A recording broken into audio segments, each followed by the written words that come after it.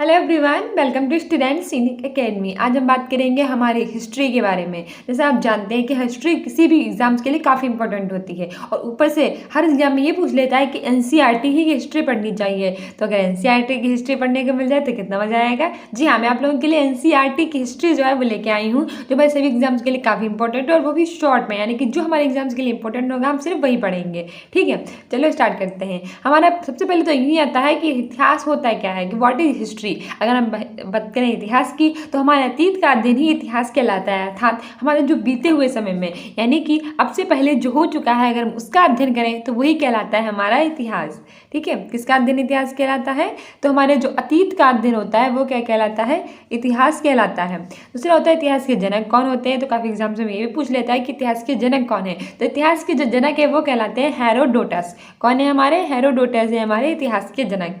इतिहास को कुछ कुछ खंडों में भी तो बांटा जाएगा ना। हमारे पास एक हिस्ट्री है तो हम कैसे जानेंगे कि हमारे पहले हुआ था और उसके बाद हुआ, उसके बाद हुआ। तो उसी तरह से इतिहास को बांटा गया है 3 खंडों में। कितने खंडों में बांटा गया है? 3 खंडों में। तो ये खंड हमारे कौन कौन से हैं? कौन से 3 खंडों में? नंबर 1 हमारा है प्रागैतिहासिक काल, दूसरा हमारा है आदिऐतिहासिक काल और तीसरा हमारा है ऐतिहासिक काल। यानी कि इतिहास को बांटने वालों ने सबसे पहले उसे प्रागैतिहासिक काल में, उसके बाद उसे आदिऐतिहासिक काल में, उसके बाद उसे ऐतिहासिक काल में बांटा है। ये प्रागैतिहासिक क्या है, आदिऐतिहासिक क्या है, ऐतिहासिक क्या है, इन सब के बारे में हम चर्चा करेंगे। लेकिन सबसे पहले हम ये जान लें कि कौन कौन सा काल इसमें आता है। अगर हम बात करें प्रागैतिहासिक काल की, तो प्रागैतिहासिक काल में हमारे 4 काल आते हैं। कौन कौन से 4 काल आते हैं? नंबर 1 पुरापाषाण काल, नंबर 2 आता है मध्यपाषाण काल, नंबर 3 आता है हमारा नवपाषाण काल और नंबर 4 आता है हमारा ताम्रपाषाण काल। ठीक है, तो प्रागैतिहासिक काल में कितने काल आते हैं? 4। कौन कौन से? पुरापाषाण काल, मध्यपाषाण काल, नवपाषाण काल और ताम्रपाषाण काल। फिर हमारा आता है आदि ऐतिहासिक काल। अब आदि ऐतिहासिक काल में कौन सा काल हमारा आएगा? एक हमारी आएगी सिंधु सभ्यता, सबने देखा पढ़ा होगा इस बारे में कि सिंधु सभ्यता। फिर हमारी आएगी कांसा सभ्यता, फिर हमारी आएगी हड़प्पा सभ्यता। ठीक है, आदि ऐतिहासिक काल को भी 3 भागों में बांट दिया गया, सिंधु सभ्यता, कांसा सभ्यता और हड़प्पा सभ्यता। फिर हमारा आता है ऐतिहासिक काल, और ऐतिहासिक काल को कितने भागों में बांटा गया है? नंबर 1 प्राचीन काल में, फिर हमारा बांटा गया है मध्यकाल में, फिर आधुनिक काल में, फिर नेहरू काल में और फिर बांटा गया है विश्व काल में। ठीक है, बीते हुए समय में हमने जिसका अध्ययन किया था वो हमारा इतिहास कहलाया था, यानी कि अतीत का अध्ययन ही इतिहास कहलाता है। इतिहास के जो जनक थे उसे हेरोडोटस को माना जाता है। इतिहास को कितने खंडों में बांटा गया है? तो 3 खंडों में बांटा गया है। कौन कौन से काल? आदि ऐतिहासिक काल और ऐतिहासिक काल। प्रागैतिहासिक काल को कितने भागों में बांटा गया है? पुरापाषाण, मध्यपाषाण, नवपाषाण और ताम्रपाषाण।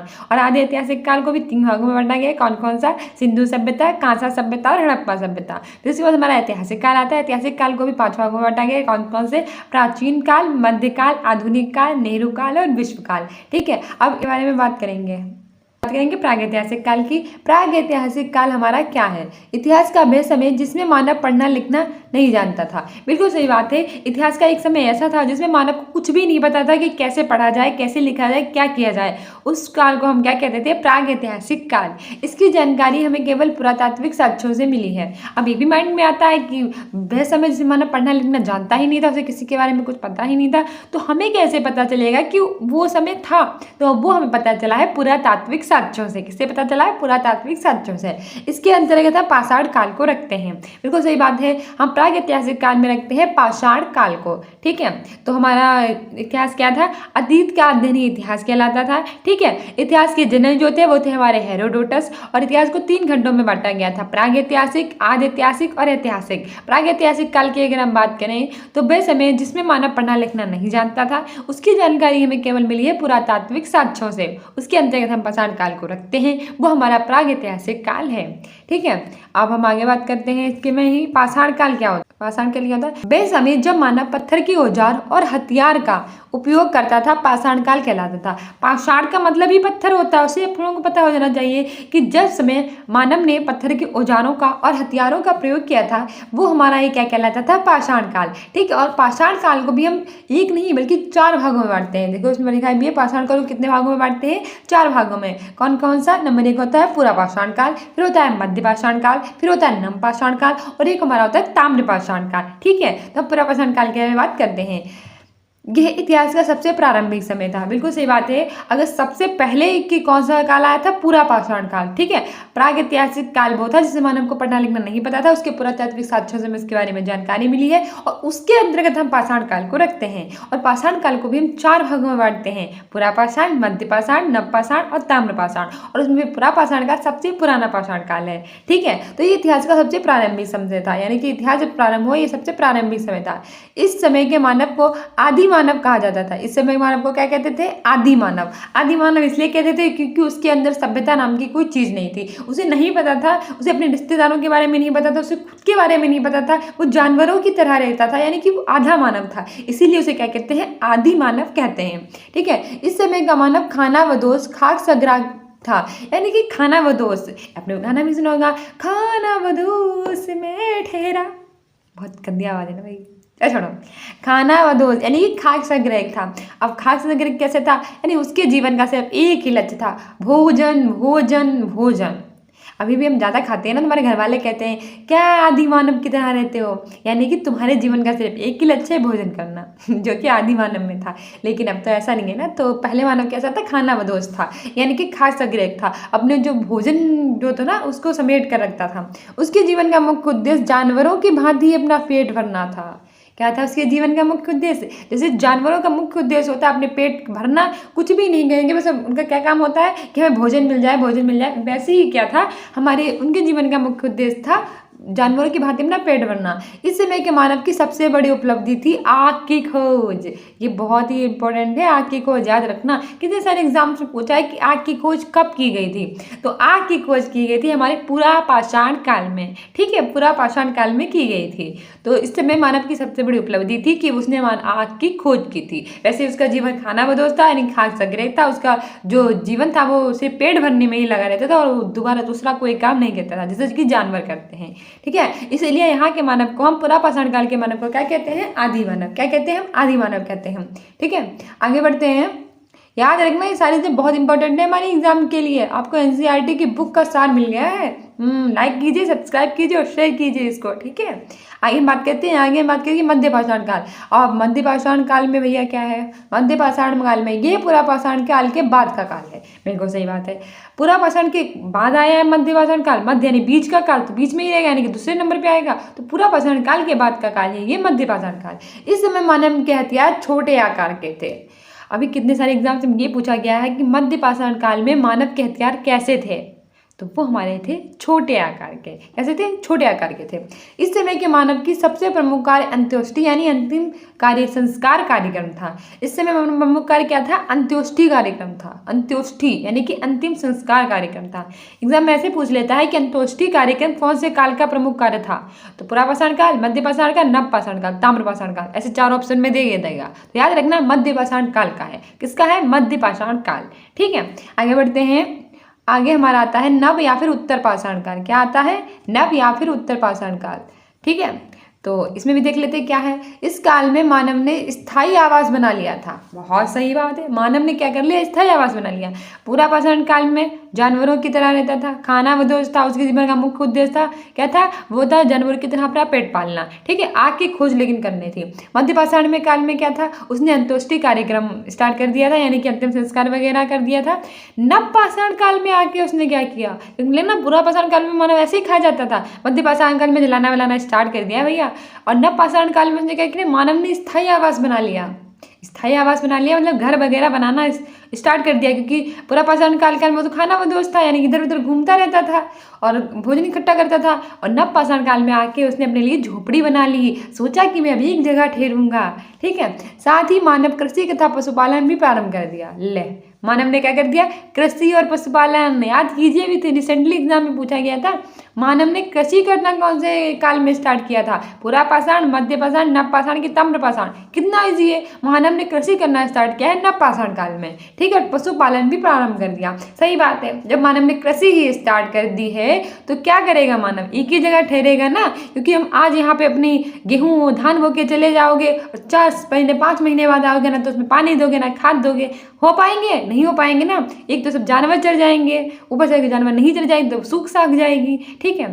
तो ये हमारा मानव ने कृषि और पशुपालन आरंभ किया नवपाषाण काल में, और वो आरंभ किया तो मानव ने स्थायी जीवन आरंभ कर दिया, यानी कि अपना क्या कर दिया, आवास बनाना स्टार्ट कर दिया, ठीक है। इस काल में पहिया और मन का यानी कि घड़ा की खोज की। ये देखो हम छोटे थे तो ये क्वेश्चन आया था हमारे एग्जाम में, मानव ने पहिया की खोज किस काल में की थी? नवपाषाण काल में की थी। अब बताओ, हमें बताने वाला कोई नहीं था उस समय, आप लोगों को बताने वाले हम हैं।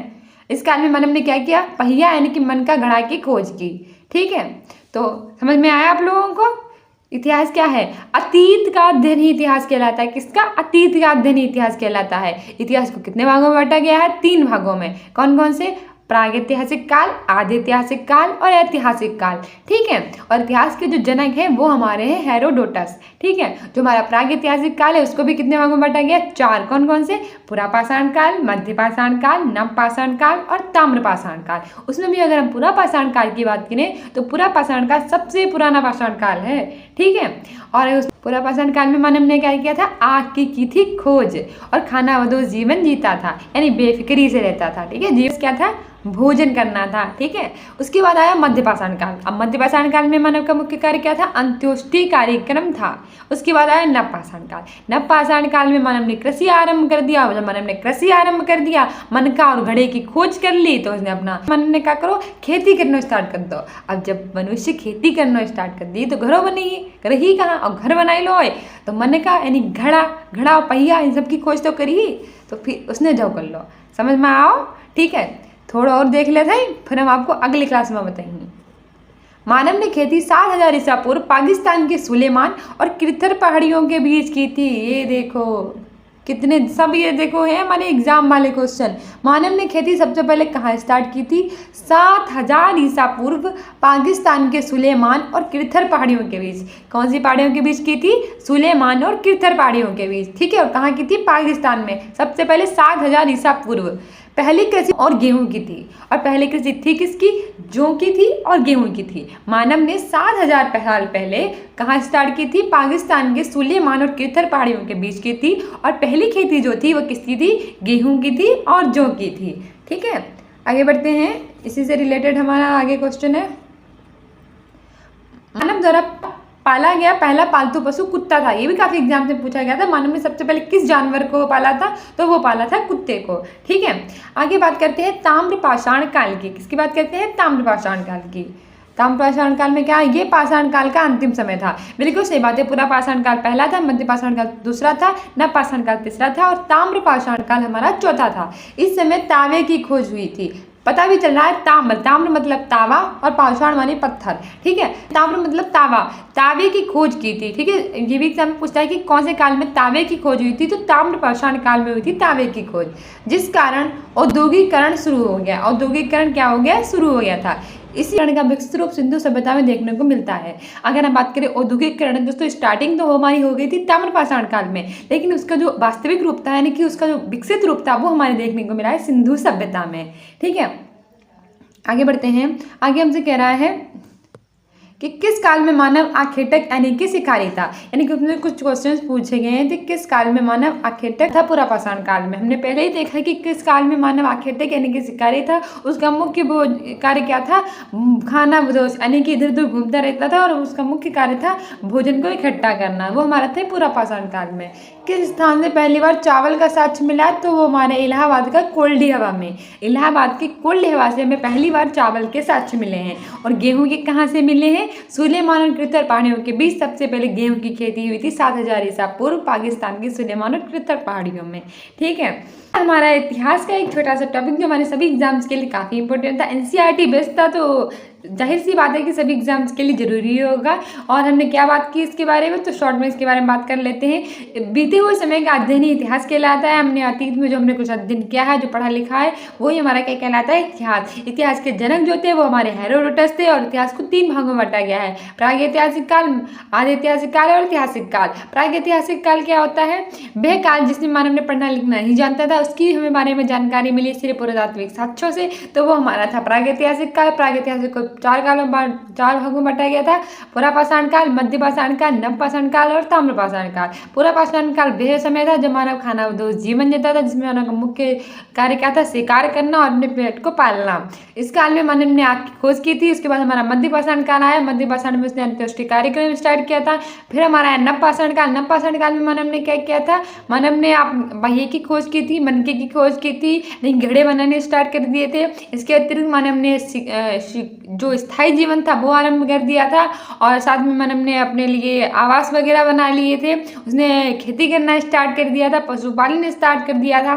फिर और उसके बाद हमारा ताम्रपाषाण काल। ताम्रपाषाण काल जो था उसमें औद्योगिकरण शुरू हो गया था, तांबे की खोज हो गई थी। ठीक है, मानव ने पहला पालतू पशु जो कुत्ता बनाया था, उसमें सबसे पहले आखेटक यानी शिकारी पूरा पाषाण काल में था। ठीक है, तो ये थी हमारा छोटा सा टॉपिक जो हमने पढ़ा और इसके आगे का जो टॉपिक है यानी आज ऐतिहासिक काल है वो हम अपने अगले लेक्चर में पढ़ेंगे। If you like this video then please subscribe my channel students in academy.